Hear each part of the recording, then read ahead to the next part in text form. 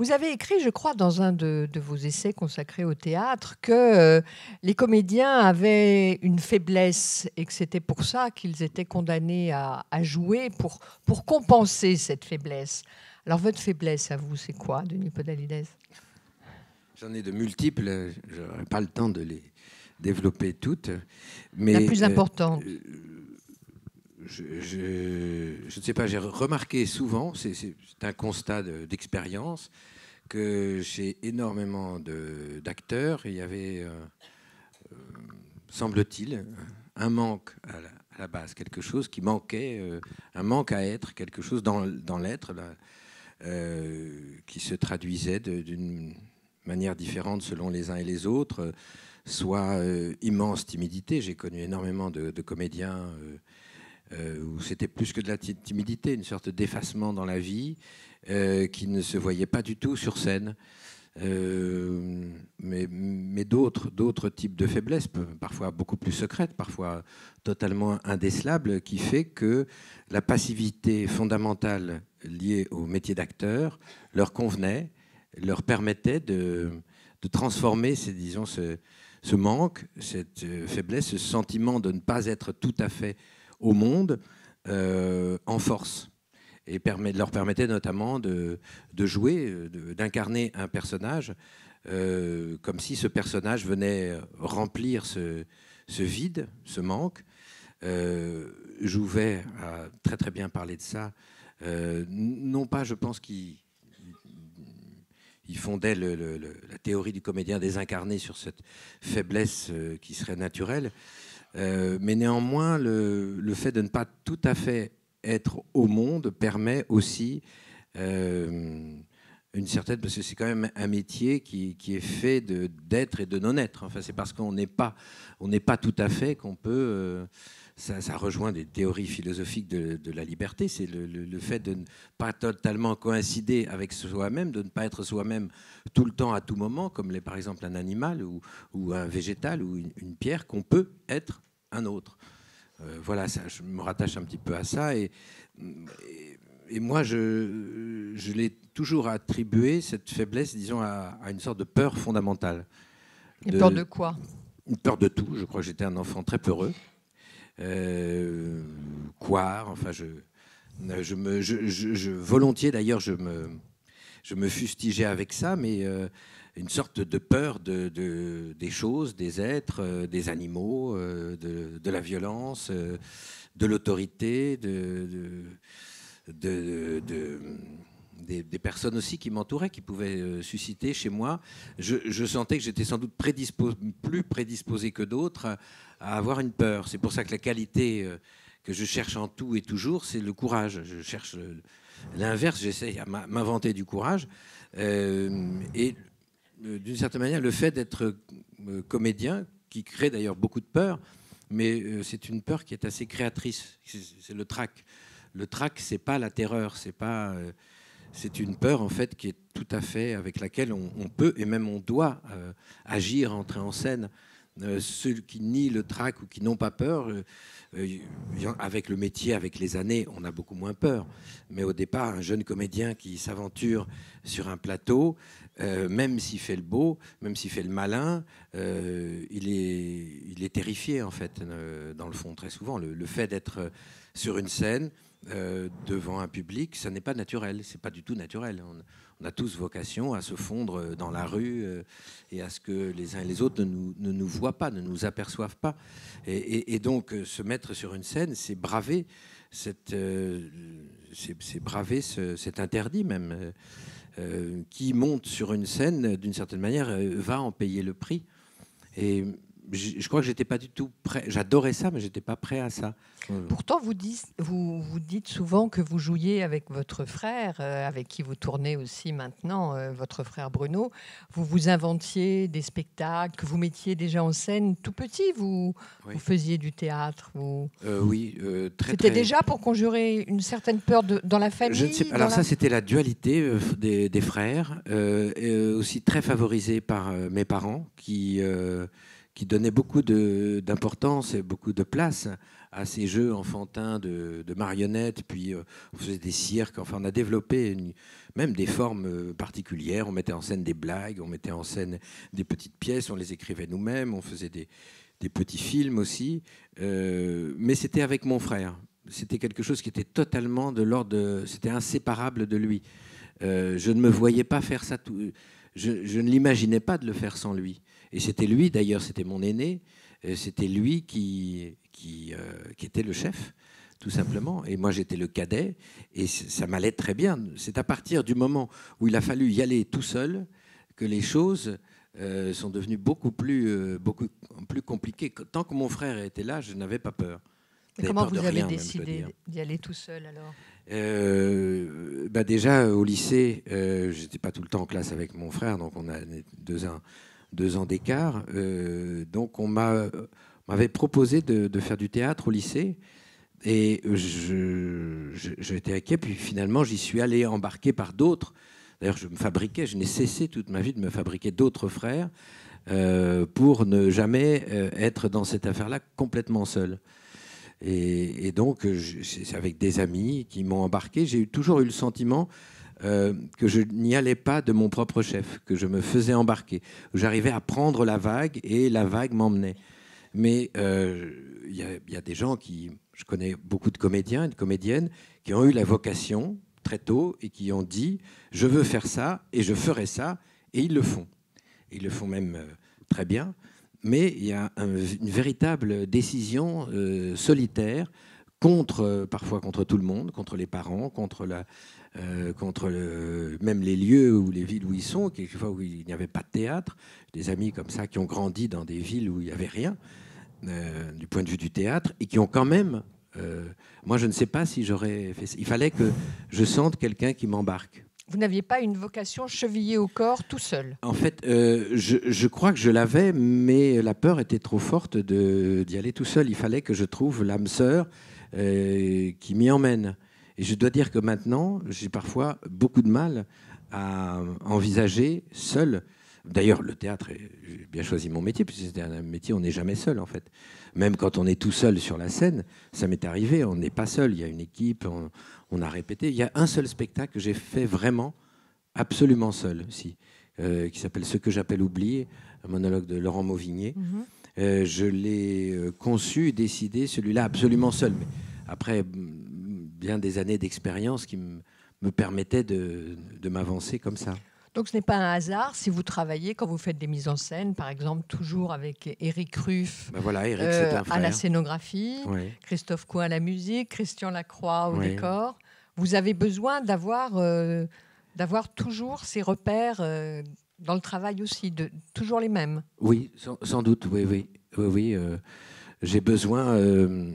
Là, par exemple, j'ai eu très peu Éric et il y a aussi mon ami Emmanuel Bourdieu aussi, qui est un frère. Pour moi, c'est un frère comme Éric. Et donc, ils m'ont manqué. Je manque parfois de leur regard, surtout quand je fais une mise en scène. Vous parlez du Triomphe de l'amour ? Oui. Parfois, ça me... Eric, alors, c'est quoi un frère en théâtre Quelqu'un dont je ne craindrais jamais l'avis négatif, parce que je sais qu'il le dirait pour mon bien et pas pour me rabaisser ou pour prendre un certain pouvoir. Au contraire, quelqu'un dont l'œil restera critique, toujours et profondément amical. Voilà. Je pense ça veut dire que malgré tous les triomphes que vous avez remportés, tous les succès, vous avez toujours ce manque de confiance en vous, finalement? C'est inhérent au métier d'artiste? Je ne sais pas. Moi, c'est comme ça. J'ai toujours le sentiment que, oui, tout seul... oui, je reviens à cette peur fondamentale. J'ai même consacré en fait un livre à ça. Parce qu'il y a un personnage comme ça que j'avais une sorte de révélation en répétant le rôle de Matamor. Parce que Matamor, c'est un personnage qui fait le beau, qui s'invente qui est l'histoire. Matamor, pour ceux qui l'auraient Matamor, alors c'est un grand personnage de l'histoire du théâtre. Il y a 1000 versions de Matamor. Ça, je crois que même il y a des versions antiques. Il y en a dans le théâtre indien. Il y en a dans toutes les traditions théâtrales. C'est le capitan, le le menteur, hâbleur, qui s'invente 1000 exploits et qui, dès qu'apparaît l'ombre d'un ennemi, fiche le camp, terrorisé et devient, voilà. C'est cet être qui est extrêmement poétique parce qu'il invente les plus belles histoires. Mais toutes ces, évidemment, il se prête 1000 exploits, tous ces exploits sont inventés, et il est tout à fait incapable, évidemment, de faire mal à une mouche. Et j'ai adoré ce personnage qui est dans l'illusion comique. Il y a une très très belle version de Matamor, très inspirée des Espagnols.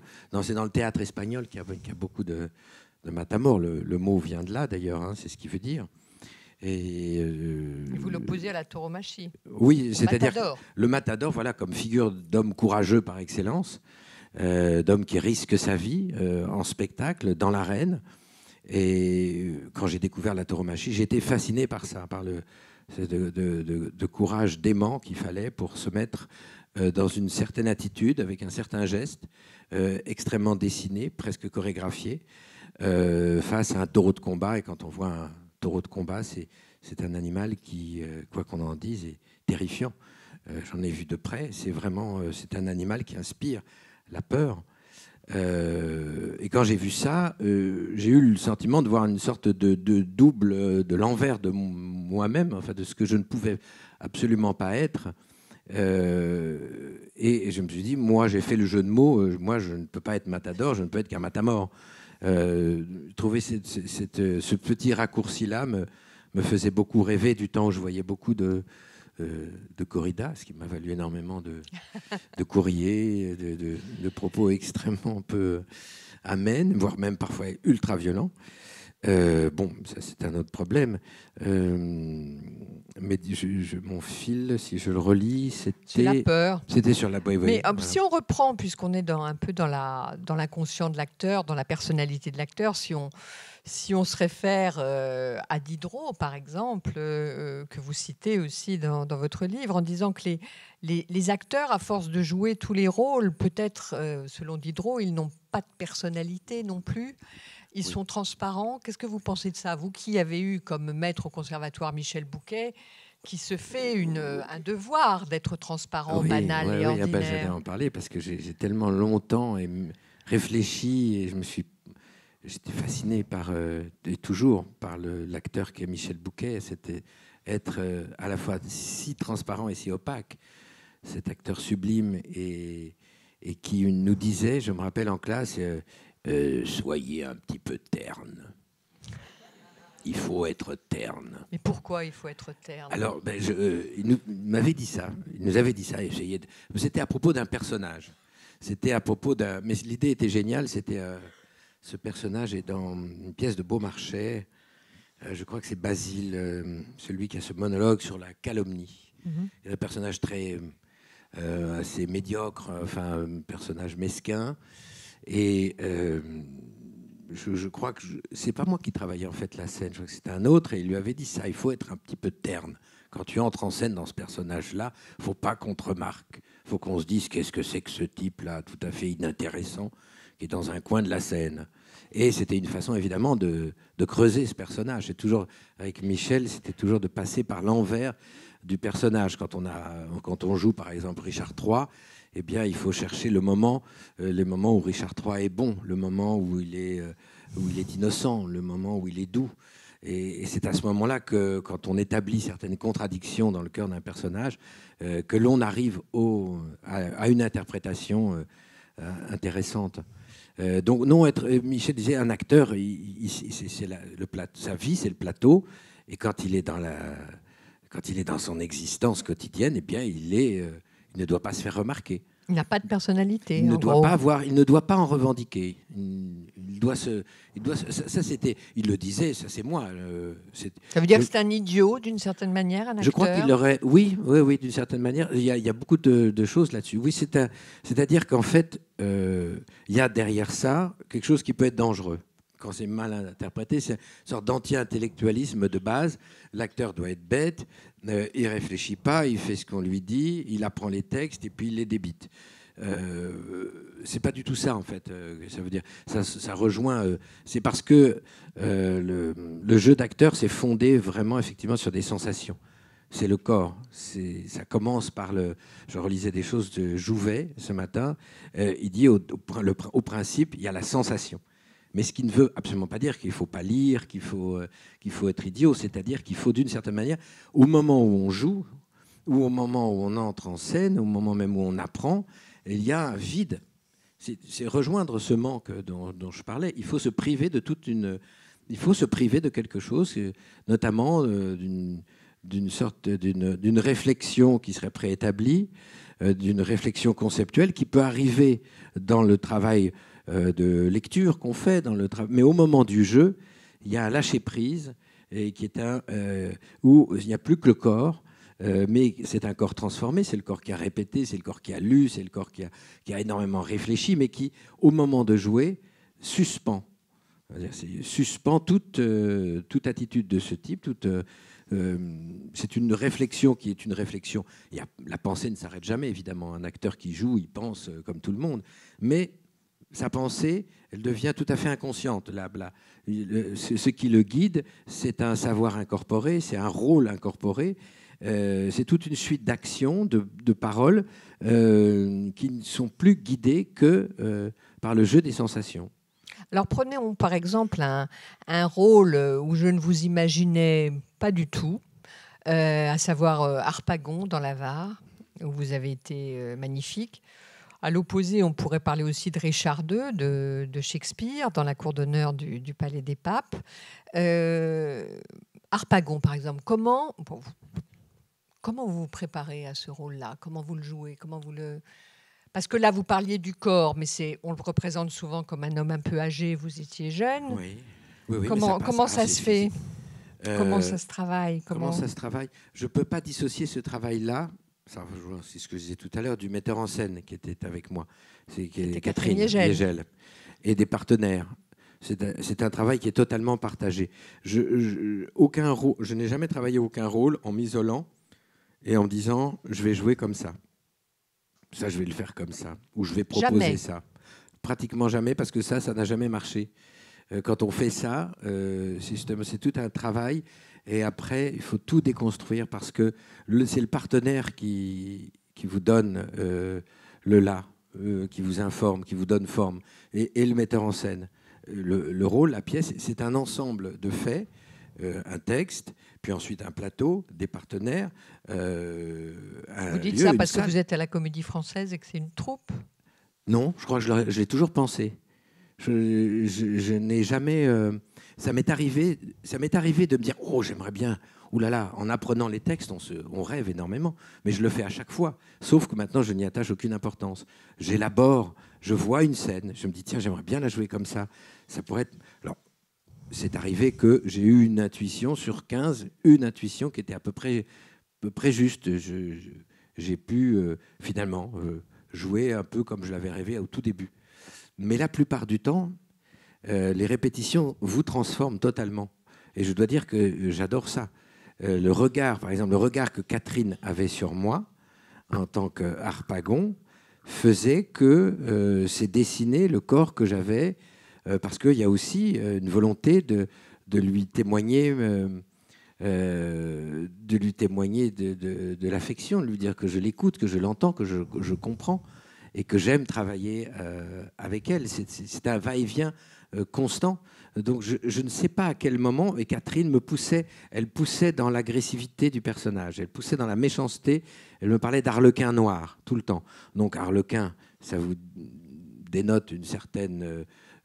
gestuelle, un certain comportement physique qui sera assez fortement engagé physiquement. Et puis Harlequin noir, donc de le travailler en méchanceté, d'être assez aigre, assez dur.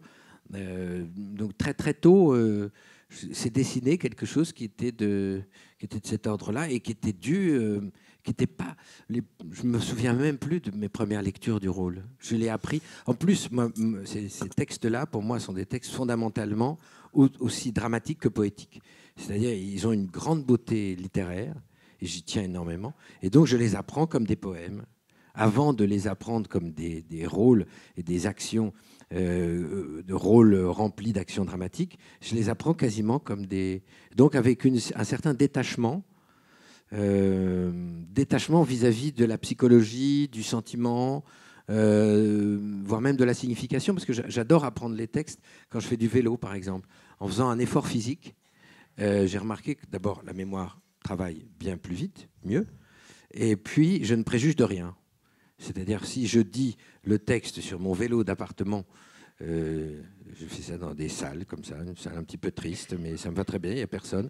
Et donc là, je répétais un rôle ce matin même, et je mouline tout simplement, je mouline, et c'est un premier degré de niveau de mémoire qui permet de... Ça crée beaucoup de désirs, beaucoup d'images.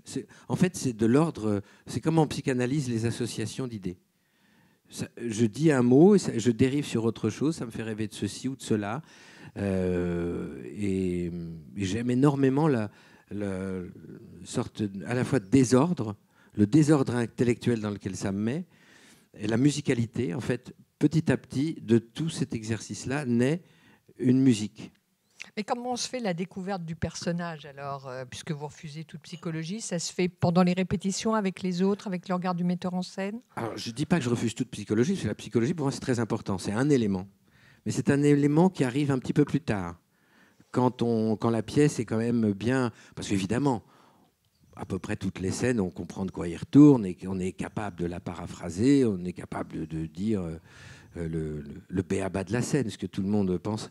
Mais les micro-situations, ou la situation fondamentale, qui passe aussi par l'interprétation des autres et du metteur en scène, parce que finalement, une pièce, quand on la met en scène, même si on veut la mettre en scène le plus objectivement possible, à la Villard, un peu, en disant c'est une sorte de degré zéro de la pièce, dans son maximum d'objectivité. On n'en fait pas une interprétation, on ne relie pas la pièce à telle et telle thématique du moment, on ne se l'approprie pas. Eh bien, quand même, c'est une interprétation, parce que ça passe par ces acteurs-là, dans ce lieu-là, avec ce décor-là et ces costumes-là. Et ça, on n'y peut rien. On ne peut pas présenter une sorte de concept de la pièce. Quand on joue la pièce, ce n'est déjà plus tout à fait la pièce. C'est la pièce incarnée dans 7 ou 8 comédiens, et ça particularise la chose. Ça n'est plus... c'est pas forcément la pièce que vous liriez, vous. Alors, vous êtes rentré à la Comédie Française en 97, vous êtes devenu sociétaire en 2000.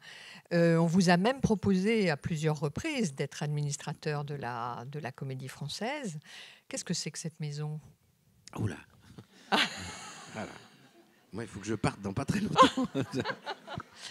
Allez, force et faiblesse de la Comédie Française. Pour vous, pour un honnête homme, un honnête comédien. La grande force, c'est, comme disait Vitesse, c'est un grand administrateur. Les 3 piliers, pour moi, la Comédie Française repose sur 3 piliers: la troupe, l'alternance et le répertoire. Si on en enlève un de ces 3, elle s'écroule. Ça, c'est la chose basique, fondamentale. L'alternance, c'est une chose extrêmement importante. L'alternance, c'est la possibilité, dans la même semaine, de voir un jour le Misanthrope, le lendemain Coltès, le surlendemain Shakespeare, une pièce de Marie Ndiaye, une pièce d'Euripide, dans la même semaine, avec parfois des acteurs qui sont dans ces œuvres aussi différentes, et au même endroit. Je pense que ça crée, même dans la culture, un phare, un lieu phare.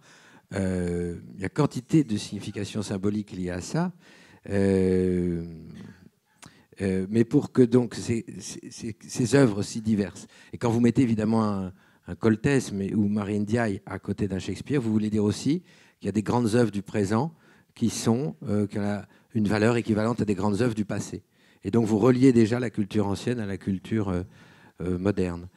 Aussi le fait que ce soit les mêmes acteurs montre que ces œuvres sont égales en dignité. Et le fait aussi, ça permet aussi, moi je sais qu'étudiant, j'adorais pouvoir voir le Misanthrope un jour, et un autre jour, je crois que j'avais vu un Corneille, dans la même semaine. Mon esprit travaillait infiniment. Je n'avais pas à attendre trop longtemps pour voir quelques grandes pièces qui m'intéressaient. Et pour l'acteur, ça doit être formidable de passer Pour d'un les acteurs, c'est univers à formidable. l'autre.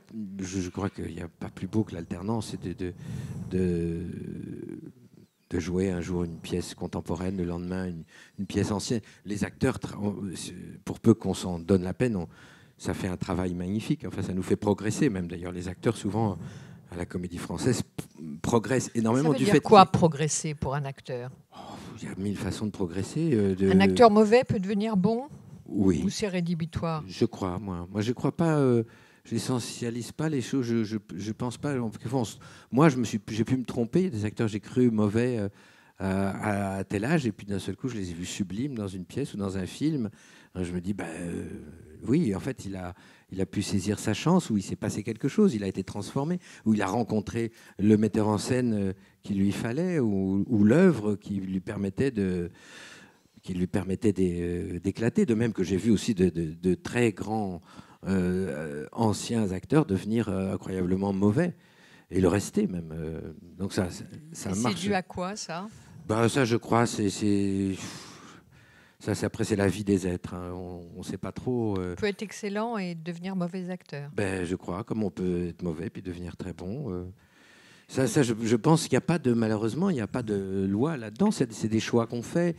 Alors quel choix il faut faire pour devenir J'en sais rien, moi. Moi, je peux pas dire. C'est pas moi qui dirais tel acteur. Non, mais vous, quel choix vous faites pour progresser dans votre art? Pour progresser, c'est de travailler avec des metteurs en scène qui me permettent la nécessaire remise en question, qui doit intervenir assez régulièrement. Pas tout le temps, parce que sinon on mourrait, on ne pourrait pas. Mais il y a des... Et après, je ne sais pas si ça se voit. Hein, je sais pas. Donnez-nous des exemples de metteurs en scène. Je sais pas. J'ai travaillé avec Ivo Van Hove. Ça a été un travail considérable pour moi, dans les damnés. Oui, ça a été un travail considérable. Vous étiez nu même, c'était compliqué. Ça a dû être dur. Oui, c'était pas c'est fait. On ne peut plus simplement, on ne peut plus facilement. À ma grande surprise, je me suis pudibond comme tout. Je me suis retrouvé à poil dès la première répétition de cette scène. Bon, devant 40 personnes. Vous n'avez pas eu peur là? Eh bien, alors là, c'est là où la peur se transcende. Si, bien sûr, mais on était tellement. C'est Jennifer, non? Decker, hein? Ah non, pardon. J'ai cru que j'ai pas mes lunettes. J'ai cru que c'était justement une collègue de la Comédie Française. Ça fait un moment que je me dis tiens, mais Jennifer qui est là. Excusez-moi, j'ai mes lunettes, mais pas. Oui, donc vous expliquiez le travail, votre scène de nudité là avec Ivo Van Hove. Oui, alors bon. Vous n'avez pas eu peur? Non, déjà j'étais avec un de ces metteurs en scène. Je veux dire, ce type est un trouillard, mais pas possible. Avec qui je me sentais protégé. Travailler avec ces grands metteurs en scène-là, vous sentez, à chaque fois que j'ai eu travaillé avec ces grands maîtres, comme avec Piotr Fomenko, pas tant que ça d'ailleurs, je pense aussi à Beno Besson, avec qui j'ai répété 2 heures, malheureusement. 2 heures. Pas plus? Parce qu'il est mort. Pas au bout des 2 heures. Il est mort 15 jours après. On devait faire Édipe Roi à la Comédie Française. C'était en 2004. Enfin, l'année de sa mort, en fait. Je ne sais plus quelle est l'année de sa mort. Et donc, je devais faire Édipe. J'étais fou de joie. On répétait, premier jour en répétition dans le décor, avec les costumes, les masques, ces masques sublimes. Et répété 2 heures et je me sentais justifié. Enfin, j'ai eu des moments comme ça de bonheur en scène, bonheur de répétition, parce que j'adore répéter. J'avais le sentiment d'être... mes parents avaient eu raison de me mettre au monde et j'avais eu raison de faire ces études-là et que ça me mène jusque-là et d'être dans cette salle-là avec ce monsieur. Et le sentiment d'être que la vie, c'est pas si évident. Les jours où on sent que tout est plénitude, tout est pleinement justifié, je suis au bon endroit, au bon moment, face à la bonne personne. Et alors, si vous progressez peut-être pas comme comédien, vous progressez comme personne. Et quelqu'un qui progresse comme personne, à un moment ou à un autre, ça se voit aussi dans le jeu. Ça, on voit quelqu'un qui est heureux ou quelqu'un qui est à peu près... Pas forcément, on n'a pas besoin forcément que l'acteur, je dis pas ça, soit heureux pour être bon, heureusement. Mais quelqu'un qui est à peu près dans une sorte de connaissance de soi, d'équilibre en soi-même qui lui permet d'être poreux, lui permettre que l'histoire... Je suis parfois gêné quand je sens la vie extérieure ronger la personne qui est là. Il m'est arrivé, comme à tout le monde, c'est très bouleversant de voir un acteur très malade en scène. Alors, ça crée, évidemment, ça donne une sorte de qualité au spectacle, mais que vous n'aimeriez mieux ne pas ressentir quand vous sentez... Vous pensez à qui? À Jean-Luc Boutet ou des... Je pense à Richard Fontana, que j'ai vu dans La Fosse suivante, exténué. Je voyais le peu de jours qu'il lui restait, c'était terrible. Alors, bon, ça c'est une expérience. J'adorais, c'est parce que j'adorais cet acteur et de le voir comme. Ou j'ai un autre exemple, Louis de Funès dans La Soupe aux choux. Et Louis de Funès dans La Soupe aux choux, ce film ne me faisait pas du tout rire, moi qui adorais de Funès. Et je me disais, mais pourquoi? Et dans le film, on voit qu'il va mourir. Et oui, mais alors pourquoi est-ce qu'il n'y a pas... Non, mais c'est intéressant ce que vous dites, parce que pour le public, c'est dérangeant aussi. Bien sûr. Donc, jusqu'à quel point un acteur malade doit-il se montrer terrible. Dans l'absolu, non. Alors, dans l'absolu. Je suis en train de dire quelque chose que je ne signifiais pas, c'est-à-dire qu'on doit être en pleine forme et en bonne santé pour bien jouer. C'est pas ça, pour jouer au maximum de ses capacités. Oui, non, mais pas forcément. D'ailleurs, je parlais d'un acteur malade, mais ou un acteur où il y a quelque chose de déréglé. Ça me gêne parfois. J'ai du mal quelquefois avec les acteurs aussi qui revendiquent trop d'étrangeté, trop de bizarrerie, qui montrent leur bizarrerie. Je me rappelle d'un acteur qui est mort aujourd'hui, Pierre Clémenti, qui était un acteur au cinéma très très touchant, très attachant. J'avais vu jouer au théâtre, je ne sais plus dans quoi. C'était extrêmement embarrassant parce que on sentait qu'il essayait de montrer. Il était tellement, vous savez, le travail était tellement bâclé aussi. Voilà, il montrait tous les désordres de toute sa vie branlante. D'une certaine manière, il l'exhibait pour pallier le manque total de travail. Oui, mais alors justement, vous dites que le travail était bâclé. Alors qu'est-ce que c'est dans l'absolu qu'un travail qui n'est pas bâclé? À partir de quand c'est fini? À partir de quand? Cette plénitude que vous évoquiez, que les maîtres savent procurer... Oui, c'était ça, j'étais parti de ça. Ça advient comment? Alors, par exemple, si je prends mon cas, avec Ivo Van Hove, déjà une connaissance de l'œuvre de la personne qui me donne déjà une sorte de confiance. Ensuite, souvent, ces personnes-là ont un certain détachement. Ivo est comme ça, tout à fait...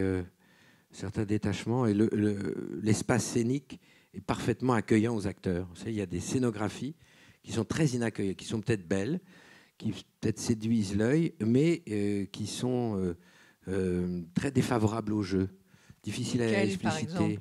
Ça m'est arrivé, je ne sais pas, un décor pauvrement réaliste, vous voyez.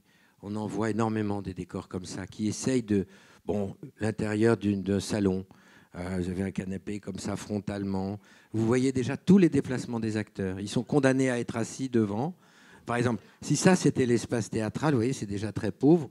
On est obligé d'être là. Ou alors, on fait tapisserie derrière. Il y a déjà un premier plan. L'espace est saturé. L'espace est tout entier saturé. Il faut enlever les deux chaises. Et là, au moins, on est dans un espace qui est libre. On peut après peut-être prendre un petit tabouret. Et qui est vide. De toute façon, le premier espace, il faut partir de l'espace vide, et puis après, la réflexion fait qu'on se dit non, là, il faudra une chaise. Mais c'est la réflexion. Il y a des espaces, vous voyez, que ce n'est pas travaillé, c'est-à-dire le décorateur ne s'est pas foulé, il lit un salon, il fait un salon bien de face, une fenêtre là, une porte là, espace 1000 fois vu, et dans lequel déjà les acteurs vont devoir compenser. La convention est déjà si pesante, ils vont devoir compenser autrement. Et donc, déjà, ça les met en péril. Ça les dégrade d'une certaine manière. Alors, un espace comme celui des damnés était absolument magnifique, étonnant, parce qu'il y avait des loges à jardin. C'était un espace très, très grand, parce qu'on le crée à Avignon. Puis des cercueils de l'autre côté. Et vous dites, quelle histoire va-t-on raconter là-dedans? C'était déjà fascinant. La découverte du lieu nous a tous, je ne parle pas seulement, mais tous mes camarades, on a été très, très étonnés par ça. Alors l'espace. Et puis le propos liminaire d'Ivo était très très simple, et avec son très bel accent, il a parlé simplement de faire un rituel funèbre. Ça semblait très précis dans son esprit. Et on commençait à comprendre qu'on allait aller des loges de jardin et qu'on finirait dans les cercueils et que tout le rituel, ce serait ce passage de jardin à cour. Il y a quelque chose qui s'organisait. Et puis ensuite, mais ça c'est très difficile, la qualité morale. Et quand je dis qualité morale, c'est pas que l'être est moralisateur ou moralisant ou qui n'a pas de défaut, c'est pas ça, mais un rapport éthique qu'on peut avoir. On sent qu'on est en de bonnes mains, qu'on est devant quelqu'un qui nous comprend, qui élabore un travail d'une manière assez désintéressée, qui est penché sur son établi et qui n'investit pas la chose de mille affects. Souvent, il y a des affects pesants, le désir de reconnaissance, la volonté de prendre le pouvoir sur une équipe d'acteurs. Bon, il y a des metteurs en scène, même de sublimes metteurs en scène, mais comme ça. Mais bon, cela n'engendre pas forcément le sentiment protecteur, même si on a envie de travailler. J'ai travaillé avec des metteurs en scène aussi assez violents. Lesquels? Un que je respecte infiniment et que j'adore, Jacques Lassalle, mais Jacques pouvait être extrêmement violent dans son rapport aux acteurs, dans son rapport à lui-même. C'était quelqu'un de très ombrageux, qui avait pour le théâtre l'amour d'Alceste, comme il disait. Et donc c'était difficile. Là, il fallait de l'expérience. J'aurais jamais pu travailler avec lui jeune, par exemple. Jeune acteur, j'aurais été broyé. J'ai travaillé avec lui beaucoup plus tard, quand j'étais quand même plus aguerri et que j'étais capable aussi, parce qu'il faut aussi qu'un acteur puisse résister à un metteur en scène. C'est-à-dire, quand je dis le metteur en scène est très...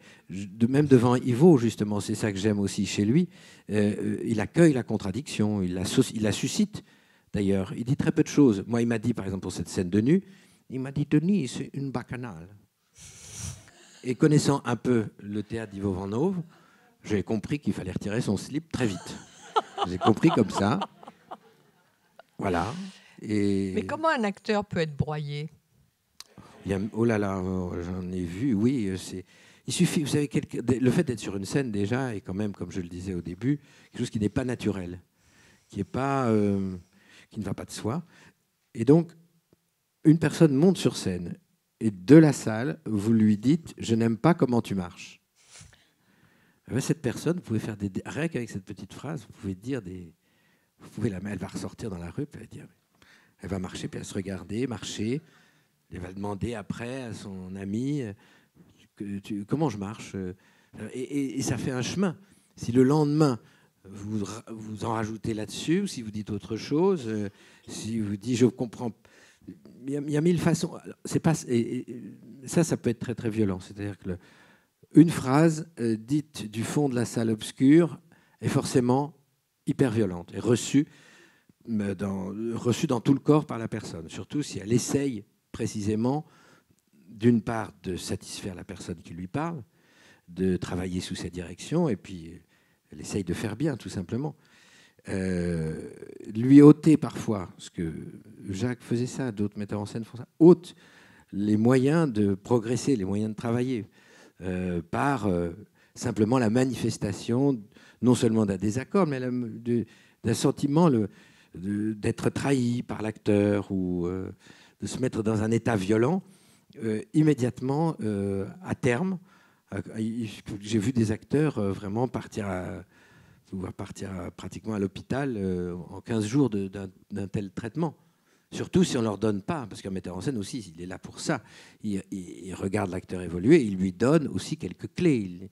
C'est ça son rôle, c'est de lui dire, peut-être tu m'as... Alors, au lieu de moi, je ne dirais jamais... je n'aime pas comment tu marches, mais et si tu marchais comme, je ne sais pas, c'est le si magique de Stanislavski, et si tu étais, je ne sais pas, un chat, tiens, raconte-nous que tu es un chat, et tu rentres dans cette scène comme si tu étais un chat. C'est 10 fois moins violent, parce que là, vous parlez à l'imagination, vous n'accablez pas la personne. J'ai eu d'autres metteurs en scène aussi comme ça, et parfois oui, on met beaucoup de temps à se remettre de ce genre de blessures, et en plus, c'est des blessures inutiles, enfin, on peut tout à fait dire Qui autre vous a chose. blessé? Alors, je me rappelle d'un premier metteur en scène qui m'avait engagé. Je sortais du conservatoire pour jouer Hernani. Et il m'engage dans le rôle d'Hernani avec Jean Marais et Jean-Michel Dupuis et d'autres acteurs. C'était une création à Nantes. Et dès la première lecture, ce metteur en scène m'a présenté aux autres en disant voilà, c'est Denis qui va jouer, enfin, Hernani, enfin, il faut qu'il fasse ses preuves. Et alors, cette parole a été terrible parce que j'étais engagé. C'est Jean-Luc Tardieu, non? Oui. Cette parole a été terrible pour moi. Il faut qu'il fasse ses preuves. J'ai eu l'impression que les autres étaient engagés, pas moi. Que l'audition n'en finissait pas. J'étais toujours sous le régime de l'audition. Et donc, j'ai commencé à me décomposer. Et de jour en jour, donc, voix blanche, corps tremblant, aucun désir, etc., etc. Donc, de fil en aiguille, j'étais de plus en plus pâle. Il ne voulait pas, voyant ma déconfiture, et non seulement il ne m'aidait pas, mais il me disait en plus, le rôle, c'est Depardieu. Moi, j'étais maigre comme un fil. Il me demandait de bomber le torse, de dégainer mon épée à tout bout de champ. Alors, j'avais une épée en bois, comme ça. C'était grotesque. Et il coupait mon texte. Tous les jours, j'avais des nouvelles coups. Ça s'appelait Hernani, quand même. Je lui rappelais. C'est Hernani, je joue Hernani. Je suis désolé, mais... Donc, à un moment, en plus, il y a ce vers terrible. Je suis une force qui va. Et il dit ça, monde Aragon, Galice, Estramado, etc. Je suis une force qui va. J'étais dans un état de désespoir total. Et bon, bref. Et alors, il voulait plus que je répète devant Jean Marais. Jean Marais, qui était absolument adorable, disait mais alors, le petit, il est où? Le petit, moi, je dois le répéter avec lui, tu comprends, Jean-Luc? Qu'est-ce que je fais? Et moi, j'étais aux toilettes, enfermé dans les toilettes. Et Jean-Michel Dupuis, un jour, était passé aux toilettes. Et dans les toilettes, il allait faire sa besogne. Et il entend « Je suis une force qui va !» Dans les toilettes d'à côté, où je m'époumonnais. Enfin, j'en ai ri très longtemps après. C'était terrible. Et au bout d'un mois et une semaine, il m'a dit « C'est fini, on arrête ». Et à dire ça à un jeune comédien qui en est à son... Pratiquement, je crois que c'était mon deuxième spectacle, premier ou deuxième spectacle professionnel, c'est lui dire, voilà, c'est manqué, c'est raté. Donc moi, et je pense que d'ailleurs, effectivement, j'étais très mauvais, sûrement. C'est là, ma camarade qui faisait Donia Sol pleurait en me voyant. Il n'y en avait qu'un seul qui m'aidait, c'était Jean-Michel Dupuis. J'ai eu toujours une reconnaissance pour ça. Et il avait dit au metteur en scène, avec un ton vraiment très sérieux, essayant de le responsabiliser, il lui avait dit « Tu ne l'aides vraiment pas, Denis ». Ça m'avait... alors ça, quand j'entends... Il avait dit ça au metteur en scène, « Tu ne l'aides vraiment pas ». Et là, c'était la seule. Et après, lui, il m'avait dit si on répète bien, on peut faire quelque chose de bien. Bon, il avait dit ça. Et je m'étais inclus là-dedans. Donc je me dis peut-être que je pourrais faire quelque chose de bien. Mais à ce moment-là, j'ai quitté le spectacle et en plus j'ai dû faire un filage devant tout le monde sans dire que j'étais viré parce que comme ils partaient tous à Nantes, non seulement j'aurais mis un peu de mauvais esprit dans tout ça, et en plus j'aurais pu réclamer la totalité de mon salaire. Et là aussi, je me suis fait... Alors, il m'avait conseillé... Tant pis, j'y vais. Il m'avait conseillé d'invoquer une raison de santé. Donc ensuite, pendant 1 an, je me suis terré et j'ai raconté à tous mes amis du conservatoire que j'avais une méningite. Pour pas avoir l'air mauvais, quoi. Pour pas avoir l'air d'avoir été viré du spectacle. Mais en fait, il m'avait dit, pour pas te griller dans le métier, tu vas dire ça. Ce que j'avais tout à fait accepté, mais en fait, c'était aussi pour que je ne réclame pas la totalité de mon salaire. Alors qu'après 1 mois et 1 semaine de répétition, j'aurais eu le droit, normalement, de réclamer la totalité de mon salaire. Pourquoi vous avez décidé de passer à la mise en scène ? En fait, j'ai toujours fait de la mise en scène. Toujours. Au lycée, justement, j'ai fait beaucoup de théâtre au lycée. J'écrivais des pièces, je les mettais en scène. Et je mettais en scène aussi des classiques. C'était le professeur qui me le demandait aussi. Vous avez quand même préféré être acteur au départ. Moi, je suis acteur avant tout. Ça, je suis acteur avant tout. Je pourrais arrêter de faire de la mise en scène, je ne pourrais pas m'arrêter de jouer. Pourquoi ? Ça veut dire quoi ? Parce que ça, c'est comme ça. Ça, c'est comme ça. Je suis au bout d'un moment, si je joue pas, ça me manque. Si je ne mets pas en scène, ça peut arriver à me manquer, mais pas autant que me manqueraient les planches, Alors le jeu. pourquoi cette boulimie de jeu? Parce que je me suis amusée en regardant votre fiche Wikipédia à compter votre nombre de films, par exemple, parce que nous, on vous aime pour le théâtre, mais vous avez quand même fait près de 85 films. C'est quand même énorme, même si vous n'y avez pas toujours Ah oui, des quelquefois, c'est grands rôles. des toutes petites choses. Hein. Mais cette boulimie de jeu, être acteur avant tout, Alors, ça remonte d'ailleurs aussi à ces années-là que c'est comme j'évoquais Pierre Tardieu. Arditi, presque. On en rit souvent quand on se rencontre. Tous les deux. Oui, lui, il pense que j'en fais 10 fois plus que lui. Moi, je pense le contraire. Et donc, je crois que ça remonte beaucoup aussi à ces années-là où, après cet Hernani, j'ai repris ma maîtrise de philo. J'ai pensé que tout était fini. À ce moment-là, on n'avait pas encore fait Versailles Rive Gauche avec mon frère. Mon frère faisait des films d'entreprise auxquels je collaborais, mais je ne savais pas du tout encore qu'il en ferait vraiment son métier. Donc c'était bouché, tout simplement. Et je me suis dit, voilà, comme d'autres, je vais reprendre mes études. Après tout, j'étais fait pour ça, je voulais être prof, je serai prof. De philo. De philo ou de lettres, d'ailleurs. C'était sur quoi, votre maîtrise de philo? Wittgenstein. Oui, Wittgenstein. Réception de Wittgenstein en France. Inutile de vous dire que je crois que même les 3 premières pages n'ont jamais été écrites. Il y a un très vague plan qui a été fait par Pierre Bourdieu. Ah. C'est Pierre Bourdieu qui a fait mon plan de maîtrise parce que son fils étant mon meilleur ami, j'étais tout le temps fourré chez eux. Vous avez créé des pièces, des oui, alors justement. Et au départ, Pierre voyait ça d'un œil un peu... Et il trouvait que j'embarquais Emmanuel sur de mauvaises voies, alors que Emmanuel préparait l'agrégation de philo qu'il a eue. Et il était entré à l'ENS. Et moi, je commençais à le solliciter pour des scénarios, il venait au théâtre avec moi, on allait voir plein de films. Et donc, Pierre était inquiet. Il m'avait dit, je suis inquiet pour Emmanuel. Et donc, il m'a dit, ce que je vais faire, je vais t'aider à finir ta maîtrise. Et donc, comme ça, pour me garder... Et donc, il a fait ce plan de maîtrise. Je crois que je l'avais gardé quelque part. Un plan, 4 points, très bien, mais il fallait que je lise une quantité de livres que je n'avais pas lus. C'était en plus un philosophe, je n'avais vraiment pas choisi le plus simple. Enfin, voilà. Donc, mais enfin, ça ne m'explique pas pourquoi vous ne pouvez pas vous empêcher de jouer. Parce qu'après, quand on m'a proposé, j'ai dit oui, systématiquement oui, avant même de lire quoi que ce soit. Pendant plusieurs années... À tout. Je disais oui à tout. Et en plus, j'étais convaincu... C'est quoi ce plaisir-là? Essayer de... C'est le plaisir d'être aimé, tout bêtement aussi. Je pense aussi à un goût histrionique. Je crois que j'ai eu ça depuis la plus tendre enfance, à la fois malgré la peur et la timidité, l'envie de me montrer et l'envie de faire le clown. Pour moi, j'ai toujours dit que mon désir, mon goût de ce métier était fondé sur 2 choses. Le goût de faire le clown, donc de se montrer, faire le cabot, même dans ses conséquences les plus stupides, et le goût des textes, l'envie de dire des textes. Et ça, c'est né, par exemple, c'est né ici même au Rond-Point, en voyant Le Soulier de satin monté par Jean-Louis Barrault. Le goût de dire Claudel. J'ai toujours vénéré cette pièce. Je n'ai jamais joué Claudel. Toujours pas joué Claudel, et c'est pourtant l'auteur que j'attends. Ça fait des siècles que j'attends de jouer. J'ai rêvé, j'ai écrit une pièce au retour j'allais, je le disais tout à l'heure, le dimanche, j'allais espionner. Barrault était une sorte d'obsession depuis l'âge de 13-14 ans. J'ai vu même ses spectacles beaucoup plus tard.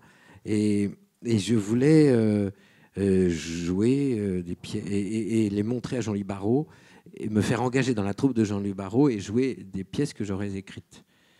C'était l'idée. Enfin bref, et c'était aussi un sacré boulimique, et c'était quelqu'un qui avait beaucoup d'énergie, qui travaillait beaucoup.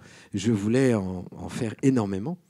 Et en plus, autre chose aussi, c'est qu'assez rapidement, à partir du moment où j'ai commencé à travailler, donc j'ai fait du cinéma, et puis du théâtre, puis aussi des lectures. Et puis, et à chaque fois, j'ai rencontré des personnes qui m'ont ensuite réinvité, à qui parfois je n'osais pas dire non. Et donc, je me suis démultiplié... à la limite, je dirais même sans m'en rendre compte. Je sais pas, je voyais... C'est une volonté de fuite, de se perdre soi-même, de s'oublier. Si on veut, de faire partout. J'avais envie de jouer tout le temps, partout. Et tout. Rien Mais rien d'impossible. non, parce que tout m'attirait, en fait. Jeune comédien, même, il y avait un théâtre où je n'allais pas du tout volontiers, qui n'est pas du tout ma tasse de thé, enfin, disons le théâtre de boulevard. J'en avais beaucoup vu à la télévision. Mon père aime beaucoup ça.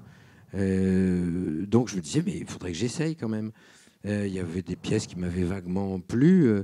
Une fois, j'ai auditionné pour, je me rappelle, alors, j'ai raté l'audition, Dieu merci. Comment ça s'appelait? C'était nul.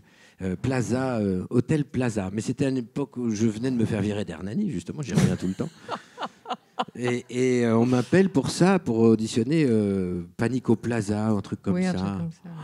Et c'était terrible parce que j'ai fait l'audition avec un acteur que je connaissais d'au théâtre ce soir et qui était dans la salle, je ne sais plus, lui dit: ce qui serait marrant, c'est que tu baisses ton pantalon là. Je trouvais ça atroce. Et l'acteur en question que j'avais vu a baissé son pantalon immédiatement. Et je me rappelle de ça. Je me suis dit: oh là là, ça c'est. Là, ça c'est. Ouais, là c'était une limite. J'ai vu apparaître une limite de. Mais vous l'avez fait chez Ivo Vanov sans problème. Oui. Non, mais là, j'ai tout enlevé. Là, c'était juste baisser son pantalon. C'était petit. Mais quand même, il y a quand même eu un déclic. Il y a quand même eu un événement fondateur pour faire l'acteur. Il y en a eu. Alors, il y a eu la rencontre. Alors, il y a mon frère, évidemment, avec le cinéma Versailles Rive Gauche. Le jour où mon frère m'a appelé. Mais avant le frère, faire l'acteur, c'était tout petit. Qu'est-ce qui s'est passé? Vous avez admiré quelqu'un? Il y a eu Barrault, il y a eu certains films que j'ai adorés, non des films avec Baron. Et il en faut peu quelquefois pour mettre. Et puis mon frère, les spectacles qu'on faisait avec mon frère, fait que. Et il y a aussi l'avant-scène du théâtre. Vous voyez la revue. Mon père un jour m'a offert pour mon anniversaire tous ces numéros de l'avant-scène du théâtre qu'il avait depuis les années 58-59. Et j'ai tout lu ces avant-scènes, toutes les pièces, et j'apprenais les distributions. Je connaissais, il fait que je connais, j'en ris beaucoup avec Éric Elmosnino, parce qu'il est comme moi, on connaît des centaines. Dominique Besnéard est comme ça, qui m'avait offert d'ailleurs un dictionnaire des acteurs oubliés, un dictionnaire que j'adore. Et je connais des centaines de noms d'acteurs qui ne disent plus rien à personne. Mais alors, à quoi vous êtes le plus sensible chez un acteur? Parce que vous avez fait un livre magnifique sur la voix. Et justement, est-ce que vous ne trouvez pas, même à la Comédie Française, même là où les acteurs travaillent beaucoup, qu'il y a une perte de la voix chez l'acteur, une perte d'une voix singulière, comme ces acteurs oubliés que vous évoquiez, qui avaient des timbres, Pourquoi il n'y a plus de grandes voix de théâtre? Je crois aussi que c'est une question c'est une formation et puis le goût esthétique. Le goût cinématographique l'a emporté sur le goût théâtral. Autrefois, on recherchait chez un acteur une voix puissante, à peu près comme on cherchait chez les chanteurs, comme on cherche toujours chez les chanteurs, des barytons, des sopranes, on cherche des voix qui portent, qui passent au-dessus de l'orchestre. Le goût cinématographique l'ayant emporté, la plupart des metteurs en scène ne sont pas du tout à la recherche d'une voix puissante. C'est pas ça. Bon, la sonorisation fait sans doute, mais c'est un goût d'époque aussi. On est très habitué. En plus, à la télévision, au cinéma, on entend des gens qui nous parlent à voix beaucoup plus faible. On est beaucoup moins dans la vie courante. On est la voix portée. D'ailleurs, si vous faisiez, je pense, une moyenne, les gens, un acteur qui a une voix très très puissante, c'est pas, sera pas nécessairement aimé pour ça. C'est pas forcément ça qu'on va. Donc je crois que c'est presque un fait de société, ça. Il me semble. Non, vous me regardez très sceptique. Ben oui, parce que moi j'adore les voix. Moi aussi, mais c'est comme ça. Enfin, on n'y peut rien. Mais dans la formation des acteurs, vous voyez des acteurs.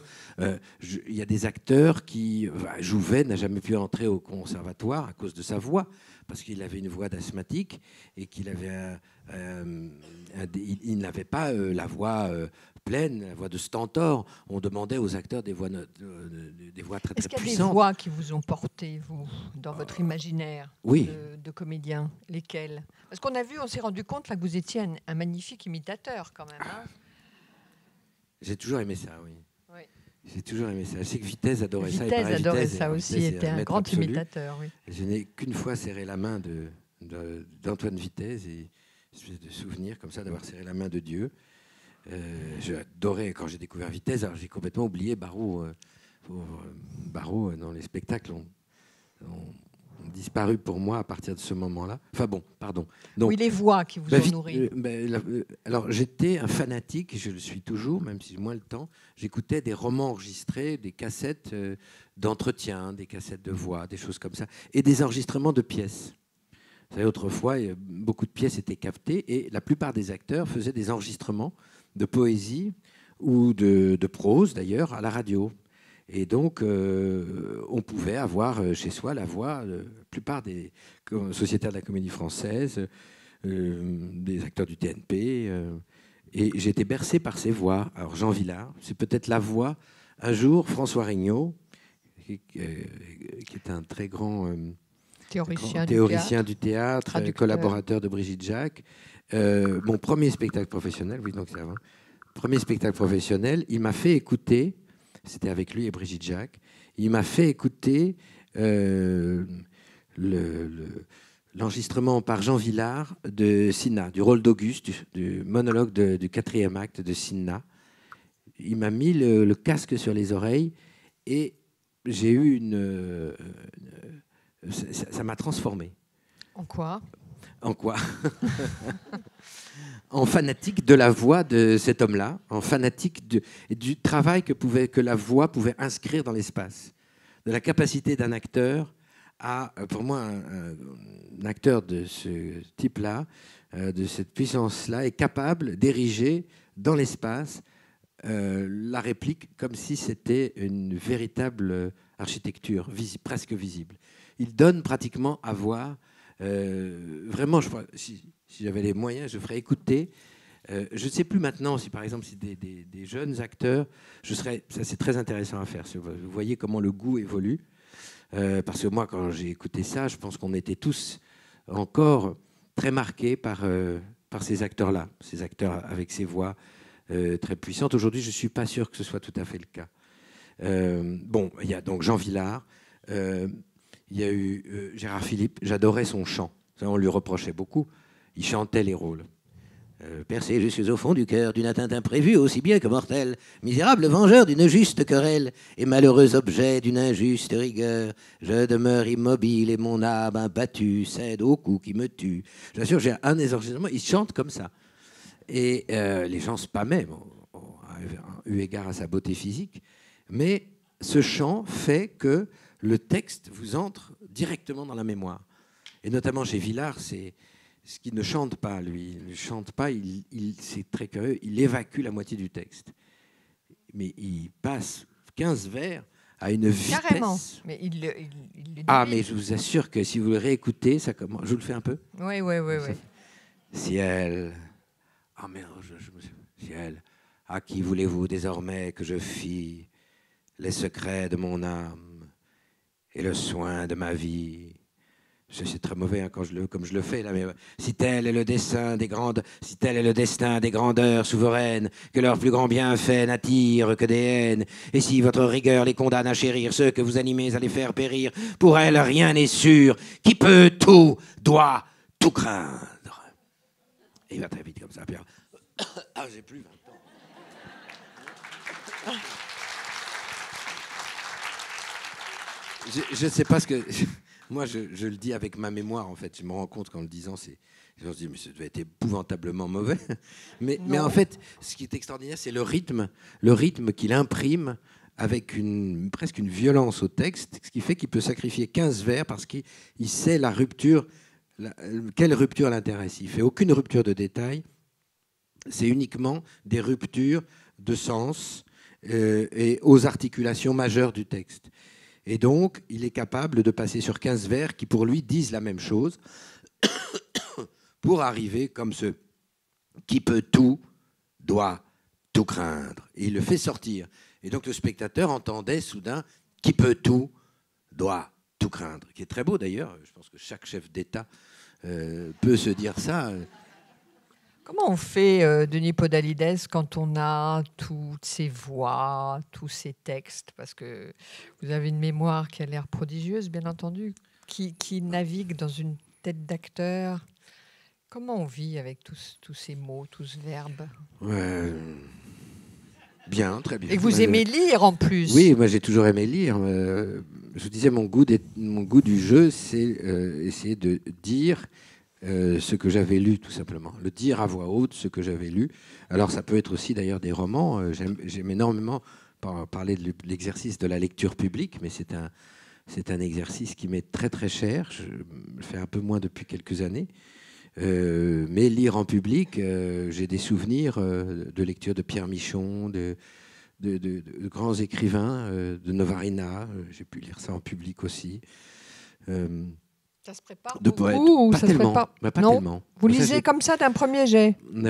Au début, je les préparais beaucoup, et puis je m'étais rendu compte qu'une lecture, ça n'a lieu qu'une fois, devant un certain public, dans un certain lieu, et qu'il fallait s'adapter totalement à l'instant. Et donc, parfois, une lecture que j'avais pensée un peu comme ci ou comme ça, et je me rendais compte qu'elle, arrivée au moment 10, ça n'avait plus de sens, il fallait que je change. Donc, je reste très souple dans l'interprétation d'une lecture. Et puis, on est libre, on est tout à fait libre. Alors, il va falloir que vous partiez au Molière. Non, on va d'abord vous poser le public, si vous le souhaitez, vous pouvez poser 2-3 questions. Mais je voulais vous demander, puisqu'on va vous célébrer, je l'espère pour vous, au Molière, avec au moins un prix sur les 4, comment vous dirigez les acteurs, vous, l'acteur maximal? Mal. Je crois que je l'ai dit, par rapport aux grands maîtres que j'ai connus, je trouve que je les dirige mal. Pourquoi? Parce que je suis confus. Mais ils sont adorables avec moi. Ça, je dois dire, ils sont à chaque fois. Mais parfois, je me dis dans quoi je les embarque. Je tergiverse énormément. Il m'arrive d'être confus. Il m'arrive de.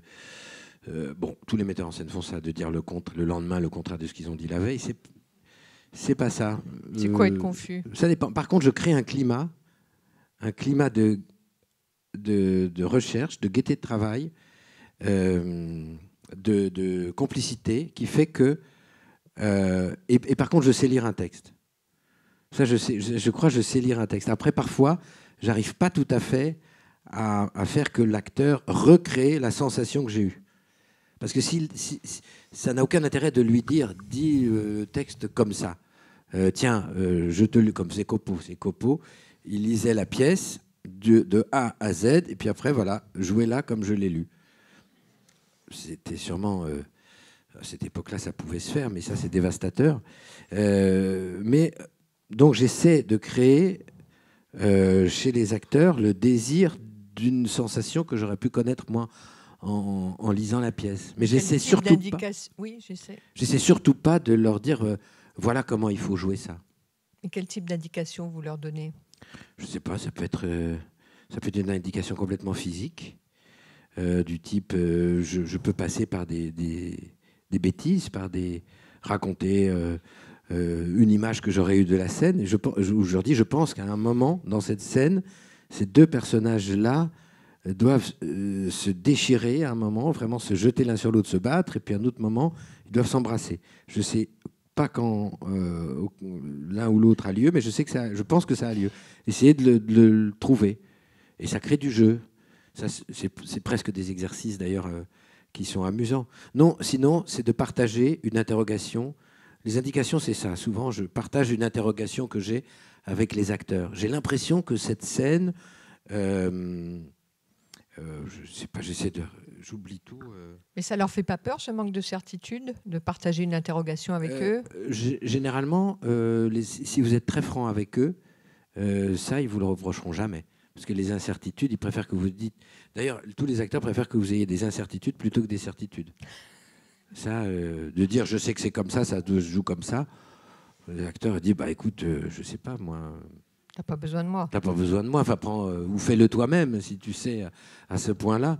On ne sait jamais d'ailleurs que ce soit Ivo Van Hove, si Besson, curieusement, travaillait à l'intonation comme ça. Il envoyait des intonations. Comment ça? Ah ben il disait, il faut dire comme ça. Et il faisait un geste. Et il m'avait dit, j'ai retenu cette phrase, l'intime est public. Première tirade d'Édith Proie, l'intime est public. Et en fait, si vous réfléchissez, cette phrase-là, elle résume absolument toute la pièce. l'intime des Édipe. L'intime est public. Et la collaboration avec le frère Éric Ruff, administrateur de la Comédie Française et votre scénographe attitré, Oui. dans Lucrèce Borgia, Cyrano de Bergerac, voilà quelqu'un. Le Triomphe de l'amour que vous pourrez aller voir bientôt au Bouffe du Nord. Comment ça se passe? Éric, ça fait 12 ans maintenant qu'on fait des spectacles ensemble. Il m'apporte à la fois son immense sagacité, sa compréhension des textes, qu'on partage. D'ailleurs, nous avons des goûts absolument, je crois pouvoir le dire, des goûts très proches, des goûts communs. Il y a des choses qui nous enthousiasment l'un et l'autre de la même façon. Il a aussi un rapport à l'enfance. Il y a un rapport à l'enfance dans tout goût du théâtre généralement, mais un peu comme moi aussi chez lui. Il y a quelque chose de très enfantin dans certaines idées amusantes qu'on a pu partager, et où j'ai pas peur de lui faire partager des idées qui pourraient paraître un peu enfantines, parce que lui, il en récupère une et il en fait quelque chose scénographiquement. Et puis, il a créé tous les espaces dans lesquels j'ai eu tant de bonheur à faire travailler des acteurs. Alors ça, j'ai une reconnaissance infinie, parce qu'à chaque fois, moi, je lui donne des notes, un ensemble de notes, on a une conversation, un peu à bâton rompu, et puis ensuite, je le laisse tranquille pendant 4-5 mois, et on se réécrit de temps en temps quelques mails, et en fait, dans l'ensemble le tissu, les notes informes que je lui ai données, il a pris quelque chose qui guide sa scénographie, et après, je découvre. Parfois, la maquette absolument ne ressemble pas du tout à ce que je pouvais imaginer. De toute façon, je n'imagine rien. Et après, à chaque fois, j'ai un immense bonheur à me loger dans les niches successives de ces décors. Ces décors Vous ne les remettez jamais en question? Si, il y a mais jamais totalement. J'ai jamais eu à dire récuser. Si, j'ai fait par conversation, j'ai mis des doutes sur certaines choses, et à ça, il a répondu par, je sais pas, l'abattement d'un mur, la transformation de ce... Même une fois, Lucrèce, il a tout refait. Je ne sais même pas si c'est moi qui avais émis un certain... Il avait tout refait. Non, mais évidemment, je me sens suffisamment en confiance pour... Je lui dirais, mais comme quand même les conversations qu'on a, elles sont un peu cadrées, ça part pas de n'importe quoi. Eh bien, merci Denis, merci d'avoir été là, merci de nous avoir écoutés.